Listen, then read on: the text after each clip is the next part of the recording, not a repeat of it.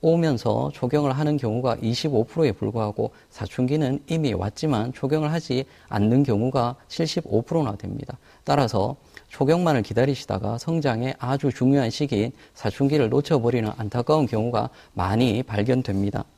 따라서 사춘기의 시작은 초경으로만 기준 잡지는 마시고 초등학교 고학년 여학생이 갑자기 키가 많이 큰다든지 초경 이외의 2차 성징이라고 할 수 있는 가슴이 발달되거나 채모가 발달되거나 분비물이 나타나면 많이 의심을 해보실 수 있겠고, 물론 성장판 검사를 통해서 뼈 나이를 확인하시면 성장의 정도를 보다 정확하게 아실 수 있겠지만, 통상적으로 몸무게가 35kg 정도가 나가게 되면 사춘기가 온다고 이해를 하시고, 몸무게 40kg 정도가 나가게 되면 초경을 할 수 있다고 생각하시면 되겠습니다.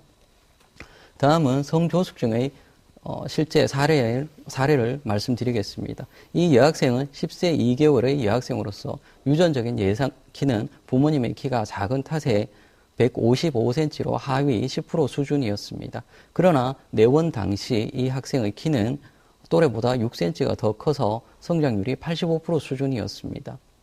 이 여학생이 성조숙증이 아니라고만 한다면 예상 키는 165cm 이상 아주 좋게 성장을 할 것이었습니다. 하지만 이 여학생의 성장판을 검사를 해서 뼈 나이를 확인을 해보았더니 자기 또래보다 3살이나 많은 13세 6개월이 나왔습니다. 이 뼈나이 13세 6개월이라는 이야기는 보통 뼈나이 12세 때 여학생들이 사춘기가 온다고 보므로 이미 1년 반 전에 사춘기가 왔고, 또 뼈나이 15세가 되면 성장판이 닫힌다고 보므로 앞으로 남아있는 성장이 가능한 시기는 1년 반밖에 남지 않았다는 이야기가 됩니다. 아니나 다를까 부모님과 상담해보니 이미 1년 전에 초경을 했고, 그리고 성조숙증 때문에 내원한 경우였습니다.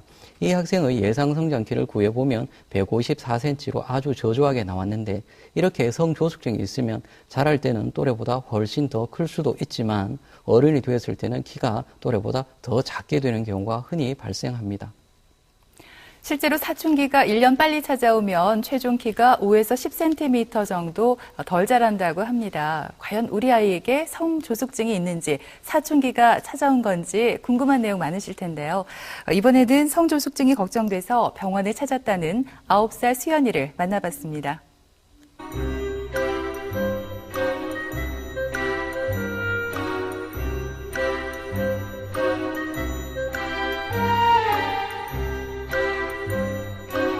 이 차 성장을 하기 시작해버리면 그때부터 이제 키가 조금 안 클 수가 있잖아요.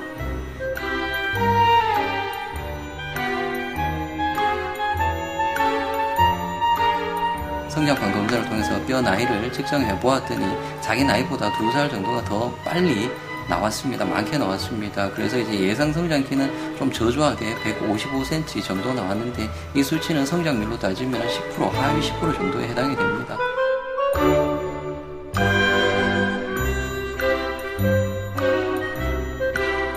아토피가 있대요. 그래서 가려워서 밤에 잠을 잘 못 자요.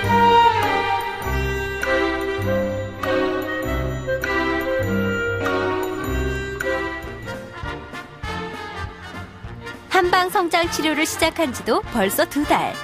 집에서 꾸준히 한약을 먹으면서 일주일에 2번씩 꼬박꼬박 성장침을 맞고 있다.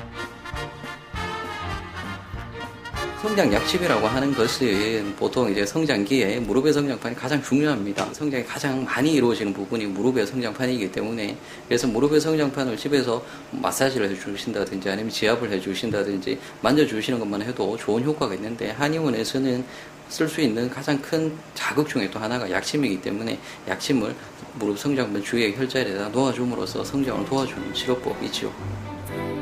하지만 이제 겨우 9살. 어린 수연이가 한방 약침을 잘 견뎌낼 수 있을까? 처음에는 걱정도 많았다는데. 하지만 수연이보다 더 어린 아이들도 맞을 만큼 통증이 약한 편이다. 성장 약침은 따끔하고 그렇게 많이 아프진 않아요. 참을만 해요. 그리고 한의원에 오면 약침과 함께 빼놓을 수 없는 치료가 성장판을 늘려주는 추나요법이다. 특히 사춘기가 일찍 찾아온 아이들에겐 아주 중요한 성장 치료이자 수연이에겐 마치 놀이기구를 타는 듯한 재미있는 시간이라는데. 성장 순환에는 척추와 골반을 좀 늘려주고 그다음 특히나 척추와 골반의 성장판을 많이 자극해주는 효과가 있습니다. 보통 학생들의 효과도 좋지만 특히 사춘기가 지나고 나서 척추에 숨어있는 몇 센치의 키를 찾아내는데 특히 유용한 치료법입니다. 지금이야 또래 친구들에 비해 작지 않지만 조기 성장으로 너무 일찍 성장이 멈춰버릴까. 그게 가장 큰 걱정. 여기에다 어릴 때부터 알아온 아토피도 문제다. 4살 때부터 조금씩 있기 시작했거든요. 밤에 잘 때 잠을 깊게 못 자는 것 같아요. 숙면을 제대로 좀 못하는 것 같고 하니까 여기 이석이 막 끓고 이러거든요. 그래서 그런 걸 보면 좀 안 됐죠. 성장 호르몬이 가장 왕성하게 나오는 밤 시간에 잠을 제대로 자지 못하니 키가 클 수가 없다. 일단 아토피를 치료하는 것이 무엇보다 우선이라는데 수연이 같은 경우에는 성장도 문제가 조금 있고 또 아토피도 문제가 있고 그렇습니다. 그래서 이제 저희들 치료하는 것으로는 이제 아토피도 같이 치료하면서 성장 치료도 병행을 하고 있죠. 성장 치료는 성장 한약하고 그다음에 약침 치료하고 그리고 또 중화 치료를 통해서 하고 있고요. 그다음에 아토피 치료는 지금 체질침과 한약 치료를 통해서 같이 하고 있습니다. 지금 한 2달 정도 치료를 했는데 지금 아토피 상태는 많이 개선되고 있고요. 그래서 조금만 더 치료를 하면 아토피는 거의 완치될 것 같습니다. 그렇다면 2달 사이 수연이는 얼마나 자랐을까? 성장 치료를 시작하고부터 여기에 올라설 때마다 엄마도 수연이도 마음이 설렌다. 수연이 키 지금 132야. 예전 129에서 왔는데 이제 132. 이제 벌써 3cm가 컸는 거 봐. 조금 더 많이. 170? 엄마보단 더 크고 싶어요. 건강하게 커주고 그리고 저도 키에 대해서 좀 그런 게 있어가지고 170 정도까지는 커주면 고맙죠. 하루하루 날마다 자라고 있는 9살 수연이. 그래, 1cm, 1cm 자랄 때마다 아이가 세상을 바라보는 시선도 조금씩 자라날 것이다. 키가 자라는 만큼 꼭 그만큼씩 수연이의 자신감도 자라날 것이다. 네, 수연이의 경우에는 성조숙증뿐만 아니라 아토피도 있어서 이게 성장을 방해하는 요인이 된 것 같습니다. 요즘 아이들 보면은요, 알레르기, 아토피 다들 갖고 있거든요. 이런 것들이 성장에 어떤 영향을 미치는지 궁금하고요. 이외에도 또 아이들 성장 장애를 일으키는 대표적인 요인들이 무엇이 있을까요? 예, 한방에서는 크게 5가지의 유형으로 나누어서 성장 장애를 치료하고 있습니다. 첫 번째, 알레르기형 성장 장애가 있습니다. 잦은 감기나 알레르기성 비염, 축농증, 아토피성 피부염 등을 앓게 되면 성장에 지장이 있는 경우가 많이 있습니다. 특히 비염이나 축농증이 있으면 코가 막혀서 입으로만 숨을 쉬는 경우가 많은데 코를 통해서 뇌에 산소가 공급이 덜 됨으로 인해서 집중력도 떨어지고 학습 능력에 저하도 생기게 됩니다. 뿐만 아니라 코가 막힘으로 인해서 숙면을 취할 수 없어서 성장 호르몬 분비가 떨어지게 됐고 최종적으로 성장에 지장이 오는 경우가 많습니다. 비염이나 축농증이 있는 경우에는 습관적으로 입을 닫고 코로 숨 쉴 수 있도록 훈련시켜 주시고 찬 것을 먹지 않고 양말을 잘 신는 등으로 관리를 해 주시면 좋겠습니다. 그리고 아토피성 피부염 등의 피부 질환이 있게 되면 저녁에 심해지는 가려움증 때문에 역시 숙면을 취할 수 없어서 성장에 지장이 오는 경우가 많습니다. 이런 경우에는 먹거리에 특히 신경을 쓰셔야 되는데 탄산음료나 인스턴트 식품, 육류 섭취는 가급적 제한하시는 것이 좋습니다. 그리고 두 번째, 소화흡수형 성장 장애가 있습니다. 밥이 보약이란 말이 있듯이 무엇이라도 잘 먹고 골고루 먹어야 키도 크고 몸도 튼튼해질 것인데 먹는 것 자체가 부족하다든지 먹기는 먹어도 먹었는 만큼 소화 흡수를 해낼 수 없다면 성장에 장애가 올 수밖에 없습니다.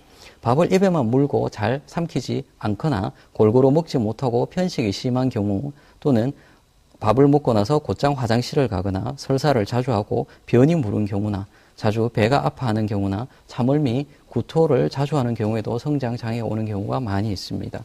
그리고 세 번째, 지방 비만형 성장 장애가 있습니다. 과도한 영양 섭취와 운동 부족, 스트레스로 인한 폭식 등으로 인해서 비만이 오게 되면 성장 호르몬과 기란강교에 있는 성호르몬의 분비를 촉진시켜서 성조숙증이 오게 되고, 성조숙증이 오게 되면 성장판도 빨리 닫히는 조기 성장이 와서 성장에 지장이 있는 경우가 많이 있습니다. 그리고 네 번째, 선천 부족형 성장 장애가 있습니다. 부모님의 키가 유전적으로 작으셔서 자녀들의 키에 문제가 생기는 경우가 있습니다. 또 3.3kg 미만으로 출생을 하거나 10달을 다 못 채우고 조산아로 태어난 경우에도 성장에 지장이 많이 있습니다. 그리고 두 돌 때까지의 성장이 많이 중요한데 두 돌 때까지 잘 먹지를 못했다거나 잔병 치레를 많이 한 경우도 성장에 지장이 있으며, 또 성장 발육 과정에서 걸음이 늦었거나 말하는 것이 늦었거나 소변 가리기가 늦은 경우에도 성장에 지장이 있는 경우가 많이 있습니다. 그리고 다섯 번째, 스트레스형